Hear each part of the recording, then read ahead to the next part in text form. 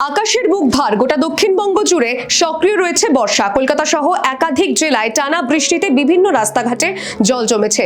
সোমবার থেকে শুরু হওয়া বৃষ্টি মঙ্গলবারও থামেনি। আবহাওয়াবিদদের পূর্বাভাস, এখনই এই পরিস্থিতি থেকে রেহাই নেই বঙ্গবাসীর। আবহাওয়াবিদদের মতে পরবর্তী কয়েকদিন দক্ষিণবঙ্গের বিভিন্ন জেলায় হালকা থেকে মাঝারি বৃষ্টিপাত হতে পারে। কোথাও কোথাও হবে ভারী বৃষ্টি, তার সঙ্গে 30 থেকে 40 কিলোমিটার বেগে দমকা হাওয়া বইবে বলেও সম্ভাবনা। সমুদ্র উপকূলবর্তী এলাকাতে সতর্কতা জারি করা হয়েছে। বুধবার দক্ষিণবঙ্গের একাধিক জেলায় ভারী থেকে অতি ভারী বৃষ্টির সম্ভাবনা।